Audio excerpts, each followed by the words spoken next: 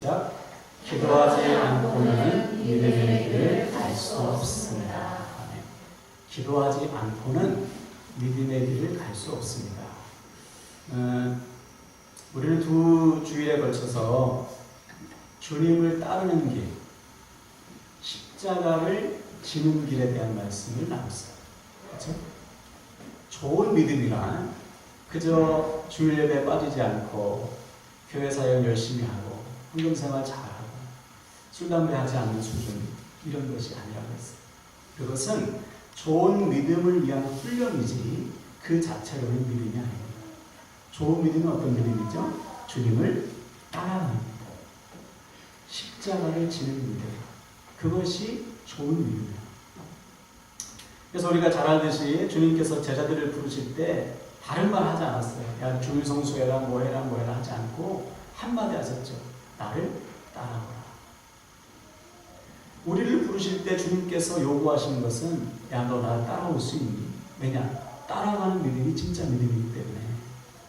처음 제자들을 부르실 때도 따라오라고 말씀하셨고, 이제 돌아가시기 직전에 제자들에게 마지막으로 남기신 말씀도 누구든지 나를 따라오려거든 자기를 부인하고 자기 십자가 지고 나를 따를 것이다.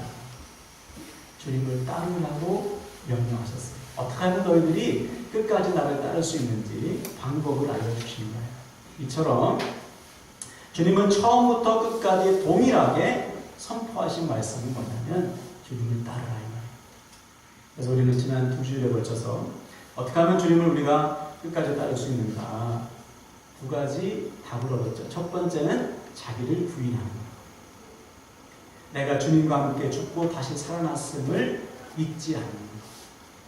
바울이 선포하듯이 그리스도 예수의 사람은 자기 육체와 함께 정욕과 탐심을 십자가에 못 박은 사람. 죽었다 말이죠. 그 사실을 기억할 때 우리는 주님을 따라갈 수가 있다. 그때 우리에게 구원이 임하는 거예요. 내가 죽고 내 안에 주님이 사실 때, 그때 우리는 주님을 따라갈 수가 있는 것이죠. 그래서 우리가 내 자신을 부인할 때요, 구원의 기쁨이 임하고 회복의 은혜가 임해요. 여러분 날마다 주님 나를 부인하고 주님을 따라가기를 축복합니다. 두 번째로 어떻게 하면 우리가 주님을 끝까지 따를 수 있는가? 바로 십자가를 질 때. 십자가는 무거운 건데 왜 십자가를 지고 따르라고 하시나? 두 가지 이유가 있었죠. 이것도. 첫 번째는 십자가가 능력이기 때문에. 다시 말해서 하나님은 언제 우리에게 능력 주시는가? 누구에게 능력을 주시는가? 십자가를 질 때, 십자가를 지는 자에게 능력을 주십니다.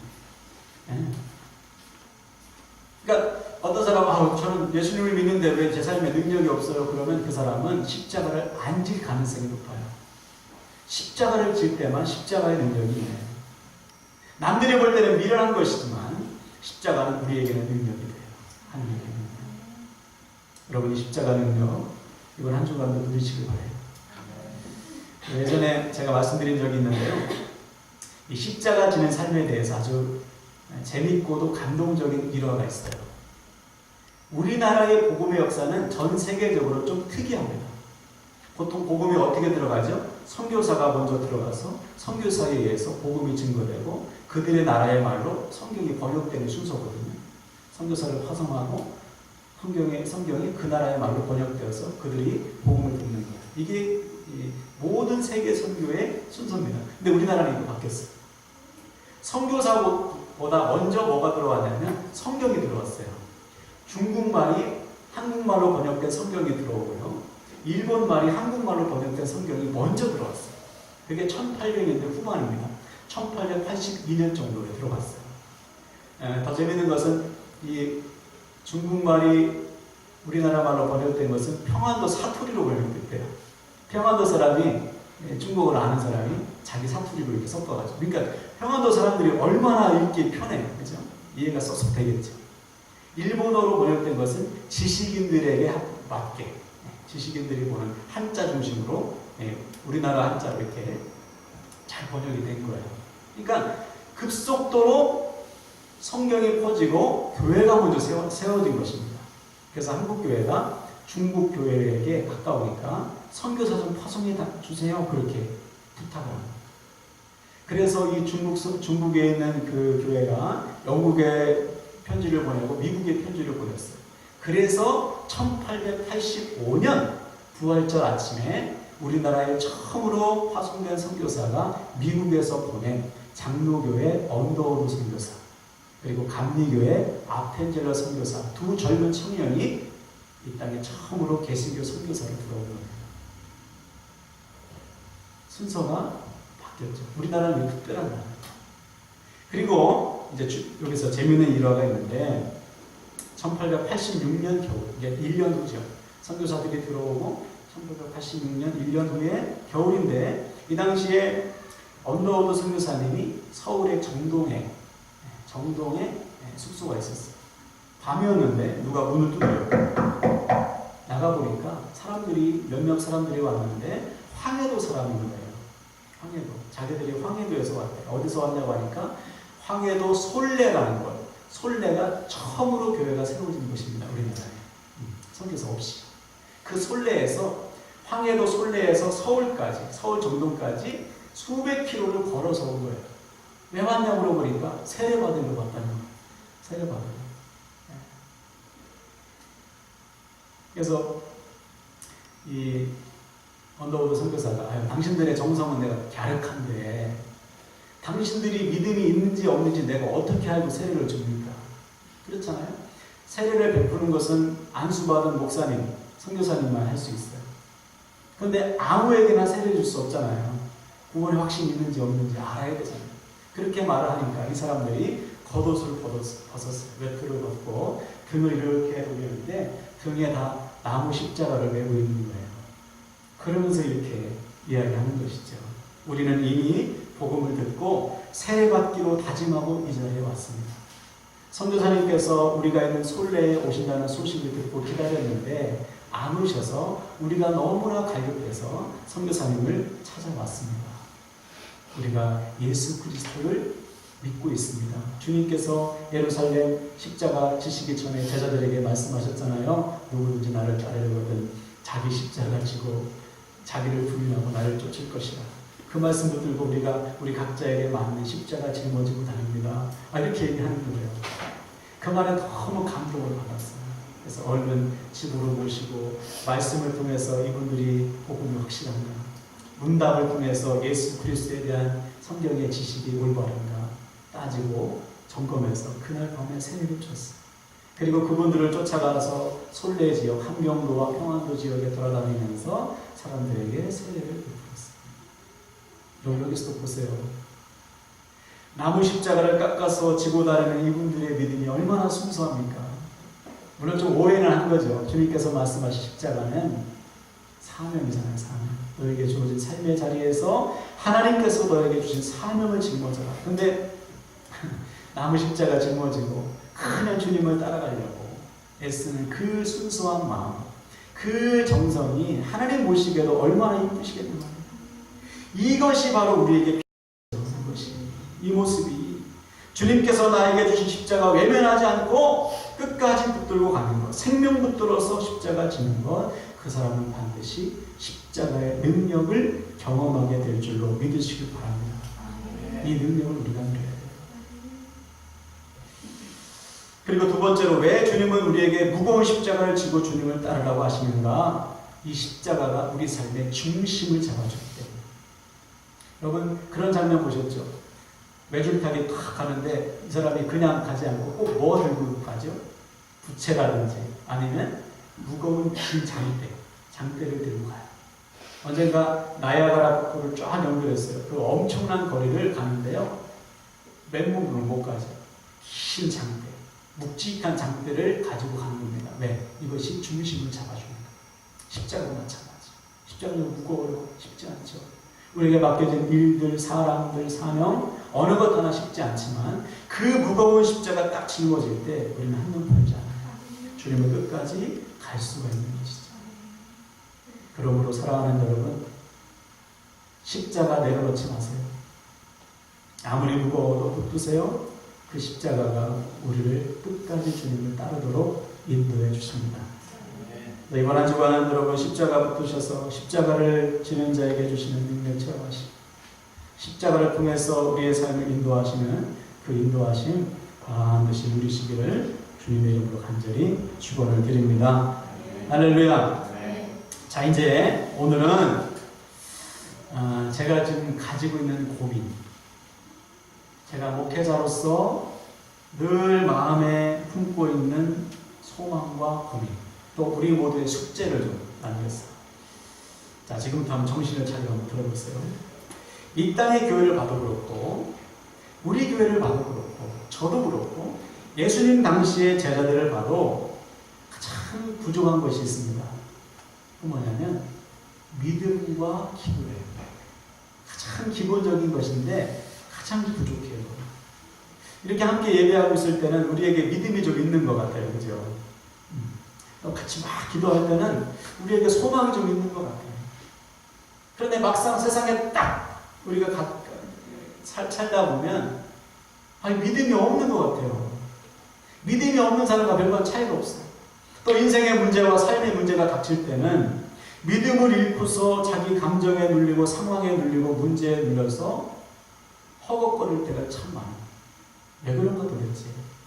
아니 분명히 우리는 믿음의 사람인데 내 삶의 자리에서 믿음의 능력을, 선한 능력을 나타내지 못합니다. 오늘 본문도 이런 상황이에요. 제자들이 예수님과 함께 3년 반 동안 훈련받았어요. 같이 예배하고 기도 훈련받고 전도 훈련받고 믿음의 훈련받고 예수님의 입에서 선포되는 말씀, 이 복음서를 실제로 들었다고요. 우리는 2차적으로 들은 거 아니에요. 기록된 말씀으로. 근데 그들은 라이브로 막 들었어요. 예수님 말씀을. 그런데 지금 예수님께서 보실 때 제자들의 믿음이 없는 거예요. 본문의 상황 여러분 아시죠? 한 아저씨가 자기 아들을 데리고 왔어요. 귀신 들렸다는 거예요. 마침 예수님이 없어요. 근데 제자들이 할 수 있다고, 우리가 고치겠다고, 아무리 해도 안 돼요. 그럼 어떻게 해야 됩니까, 여러분? 귀신을 떠나가라 했는데 안 떠나가. 기도해야죠. 하나님께 도움을 구해야죠. 그리고 안 되면 예수님 빨리 불러야죠. 야, 막내 도마에 빨리 가서 예수님 불러와. 이렇게 시켜야 되는데 해보고 안 되니까 포기하는 거예요. 그리고 옆에 있던 서기관들이 아이고 예수님의 제자 형편없네. 서기관과 막 싸우고. 이 모습. 그 모습을 보시고 주님께서 호통을 치셨어요. 19절 다시 보세요.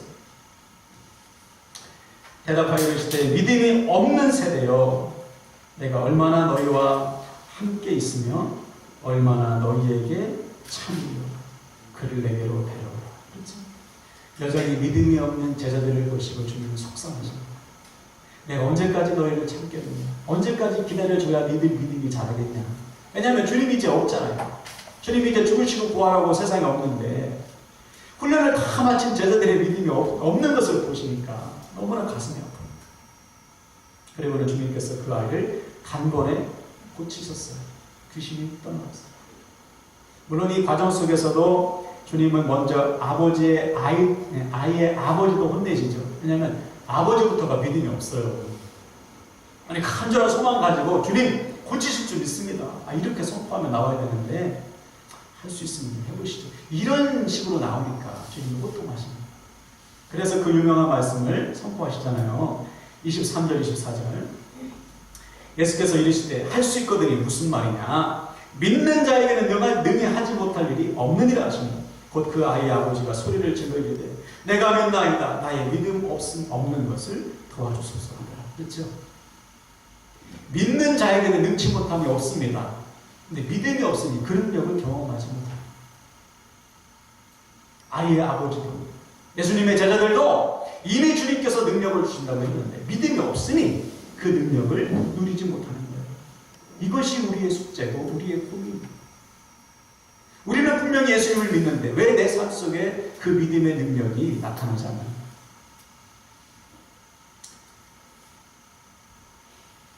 그래서 제자들이 아이와 아버지가 가니까 조용히 묻는 거예요. 예수님, 우리는 왜 귀신을 내어주지 못했지요? 이렇게 질문한 이유는 또 있습니다. 왜냐하면 이전에 했거든요.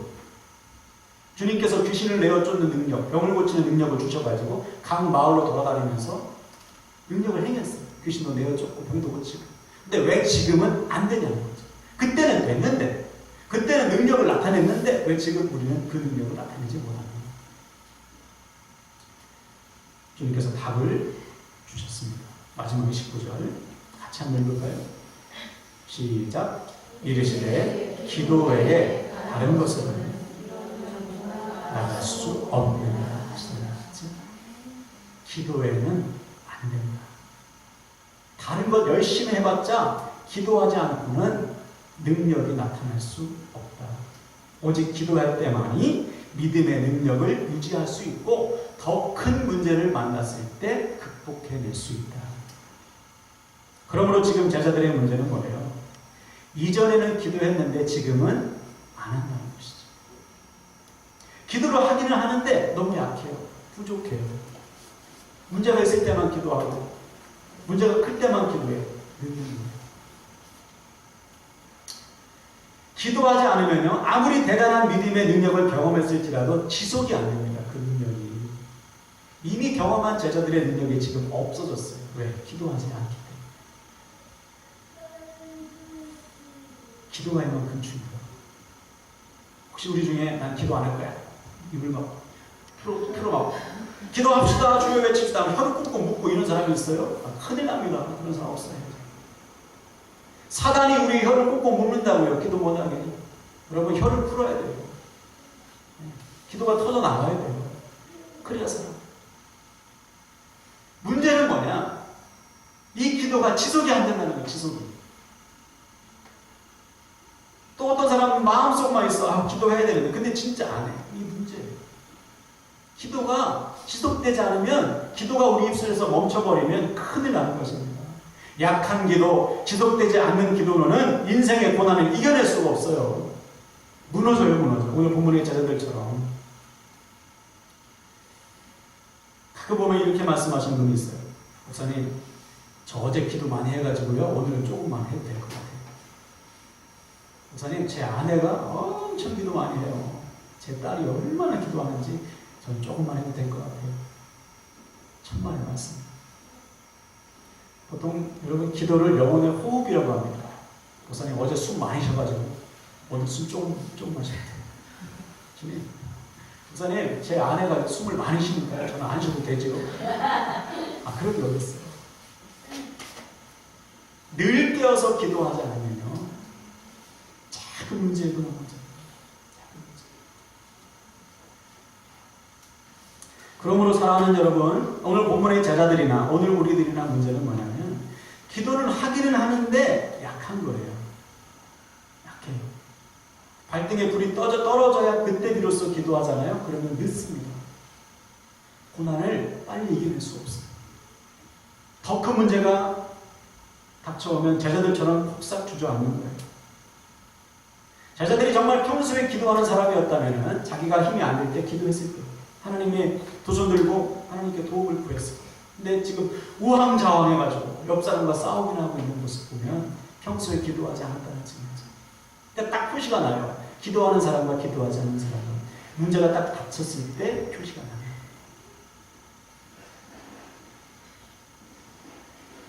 오늘부터 여러분 기도에 다시 힘을 내시길 축복합니다.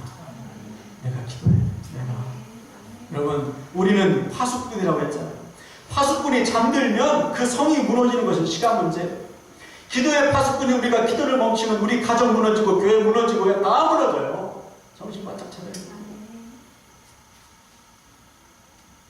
우리 입술에서 기도 소리가 작아질 때 여러분 정신 차리세요. 빨간불이에요. 기도의 열정이 식어진다. 내 입술에서 기도 소리가 점점 작아진다. 우리 가정에서 기도 소리가 안 난다. 이것은 큰일 납니다. 교회의 기도 소리가 점점 줄어든다. 그 교회는 무너지는 것은 불을 보듯 뻔해요. 기도하지 않는 인생, 기도하지 않는 가정, 기도하지 않는 교회는 시간이 지나면 금방 무너져요. 여러분 기도의 파수꾼으로서 오늘부터 기도의 소리를 높이시길 축복합니다. 그래서 사무엘은 기도하지 않는 것이 무서운 죄라고 했어요. 기도하지 않으면 끔찍한 일이 벌어지기 때문에 기도하지 않는 것 자체가 죄예요. 만사를 제쳐두고 기도합니다.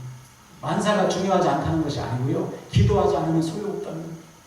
기도하지 않으면 하나님께서 도우실 수가 없기 때문에 제가 지난 금요일에도 문자 보냈잖아요. 기도하자. 왜냐하면 혼자 기도하기 좀 힘들어요. 같이 합심해서 기도할 때 부르짖어 기도하는 것이 참 여러분 중요한데 가정에서는 어렵잖아요.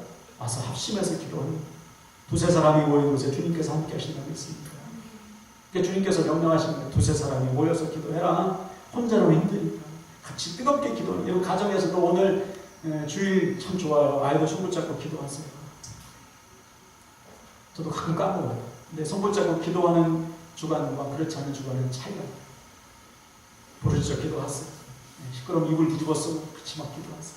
그러면 기도하는 자에게 베풀어 주신 오늘 주님께서 말씀하신 믿는 자에게 능히 하지 못할 일이 없느니라, 이 말씀이 실제가 되는 것입니다. 저희 시간 말씀을 마무리하는데요. 여러분 오늘 주님께서 우리에게 주신 말씀처럼 기도에 다른 것으로는 안 됩니다. 다른 걸 열심히 했는데 기도 빠지면 안 돼요.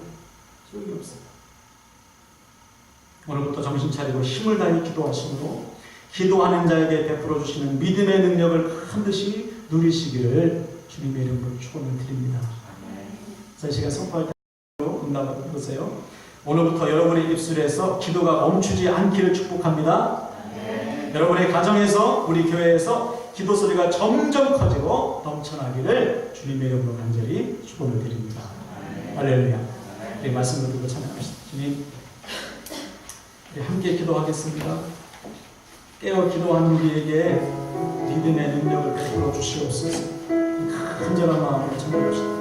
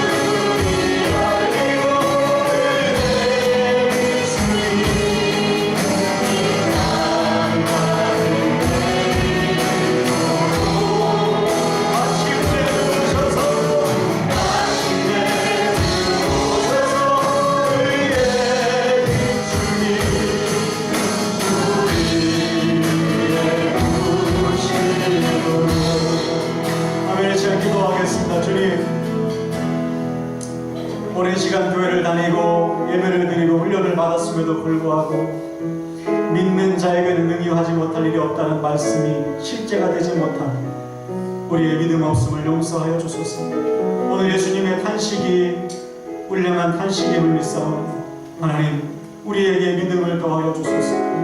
깨어 기도하지 않고는 할 수 없다는 말씀을 가슴에 새기고 오늘부터 하나님 깨어 기도함으로 기도하는 자에게 믿는 자에게 베푸시는 능력을 우리에게 주어진 삶의 자리에서 반드시 누리게 하여 주시옵소서. 우리 주여 한번 외치고 회개하고 또 결단하며 기도하겠습니다.